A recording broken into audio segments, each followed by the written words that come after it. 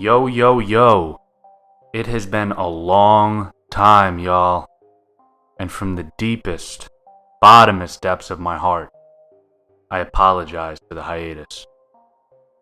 But now that we're in the new year and the holidays are over, sorry Chinese New Year, I would like to welcome you to another episode of With the Homies Review, Gaming Edition. This week we review Dragon Ball Z Kakarot for the Xbox One. It has been a long time coming. I could think back as a child, hoping and praying for a chance to play a Dragon Ball RPG. Back then I imagined something more like a JRPG. But 20 some odd years later, as this game was announced, I started to warm up to the idea of an open world environment like Grand Theft Auto. Seeing and interacting with all of my favorite characters from the series, even participating in some of the major events of the series. But what we got was definitely not what I was expecting. So, without further ado, let's see if it lives up to the hype.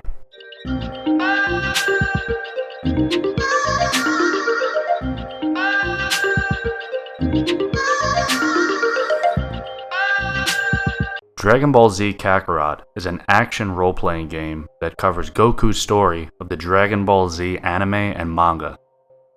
But this go-around, you as the player take him and the cast of other characters of the series through different iconic events in the Dragon Ball Z story, ranging from the start of the Saiyan saga to the end of the Majin Buu saga. The game also includes other character backstories that are not included in the original manga or anime, going as far as adding new and original characters designed by Akira Toriyama himself. Like I said, I dreamed of the day where I'd be able to play a Dragon Ball RPG, but I was hoping for something in the same vein as Super Mario RPG, where it was turn-based, going through a new story with some of the most endearing characters from my childhood on my team. But after the official announcement, I was a little let down. But I remained hopeful for a great open-world RPG experience in the Dragon Ball Z universe. In terms of story, this game does nothing to push or further the narrative of the franchise or separate itself from some of the other Dragon Ball games. As for the main story, if you've watched Dragon Ball, which I'm sure you have because you're playing this game, and if you've never seen the Dragon Ball anime, then why would you ever want to play this?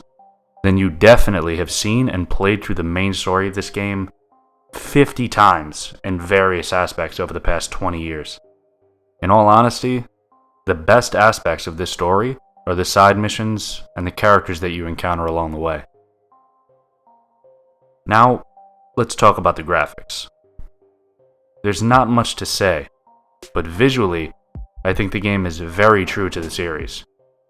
It has a hand-drawn aesthetic that's true to the world and lends itself to the anime, which I think is a good thing for a long-time anime fan, and for a fan of the series and the manga. It's definitely one of the more enjoyable aspects of the game. The colors are very rich and lifelike, and soaring through the air in your Nimbus high above the mountains, while it's kind of barren and lifeless at times, surely makes for an enjoyable experience.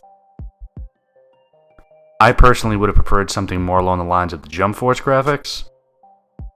I don't think that this is really the type of game that you really want to play in 4K HD on super high res, because it may bring out some glaring texture issues and things of that nature. But overall, there's a lot more problems with this game than the graphics. Now, for gameplay. This may be somewhat of a hot take, but I think the best aspect of the gameplay experience is anything but the combat. Flying around on the Nimbus, collecting orbs, visiting Master Roshi, visiting Korin, or even happening across Yaojirobe while you collect apples and power-ups. When you get to play as other characters other than Goku. Hell, I even had a good time just jumping up and down, to be honest. It all definitely makes up for the fact that you're just sitting here watching Dragon Ball Z and interacting with it at a very basic level. The menu system is extremely convoluted, and at times, I feel like I'm even ignoring equipping power-ups and items just so I don't have to deal with the annoying menu system. But the worst aspect of the game is by far the combat.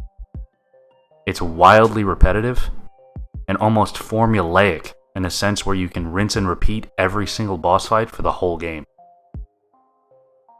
There's also a built-in random encounter system, as if this is some type of fucking Pokemon game or something, that does nothing but draw away from the flow of the story and gameplay experience. There was so much promise and potential here before the announcement, and I just feel like it was all squandered away on a quick cash grab or something like that. It's just really disappointing to see. Now for some quick pros. The side quests can range from easy fetch quests to story-rich experiences that include some of your favorite characters from the series that you never got the chance to see when watching the anime. Flying the Nimbus never felt so good. If it wasn't for the annoying random encounters, I could fly around like I'm playing Superman 64 for hours. Some of the side quests open small cutscenes and give you items in relation to the original Dragon Ball series, with even some appearances from characters that have never before appeared outside of the first series. This may not seem like a pro, but it is a Dragon Ball game, so for a lot of adoring fans, it will sell based off of that alone.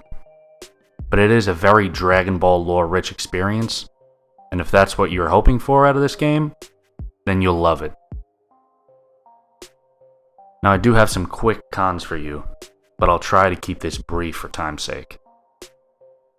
The combat system, while it can be smooth at times, is too simplistic and repetitive.